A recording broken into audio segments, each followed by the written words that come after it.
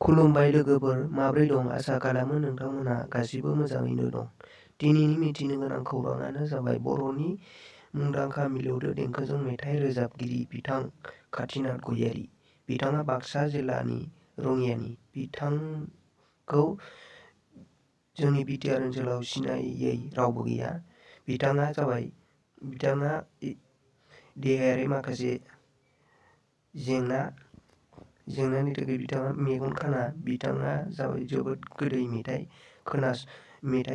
खनथिं बिदिनो बिथांनि मिलौदो देंखोजों मेथाइ रोजाबनायखौ जों दान्दिसे खोनासंदिनि बयबो। बिथाङा जोबोद मिलौदो देंखोजों गोदै मेथाइ खनो। फै बिदिब्ला जों गासिबो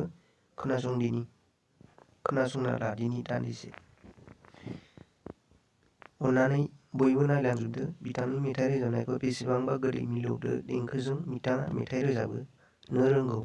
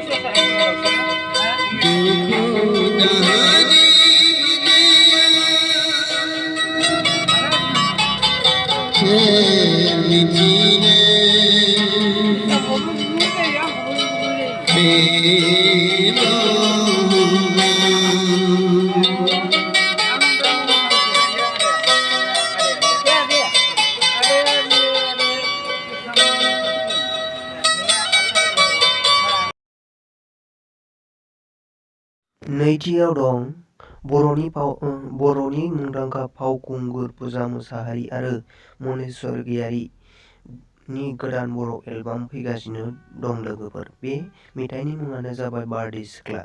देंखो रोजाबगिरिया जाबाय नितामनि दैमारि। बे बैसागु भिडिअखौ नुनो मोनगोन आर सानजारां एन्टारटेनमेन्ट इउटुब चेनेलनि गेजेरजों। नोंथांमोनहा जुदि नायनो गोसो जादोंब्ला नोंथांमोनाबो बे चेनेलखौ साबस्क्राइब खालामनानै लानो दाबाव, जाहाथे नोंथांमोना बे भिडिअ आपल'ड होनाय लोगो लोगो नोंथांमोना गिबियावनो नुजेनग्रोयो। लोगोसेनो आंनि बे चेनेलखौबो साबस्क्राइब खालामनो दाबाव, जाहाथे बेफोरबायदि भिडिअफोरखौ गिबियावनो मिथिनो मोनग्रोयो। जै बर'नि जै गोजोन्थों।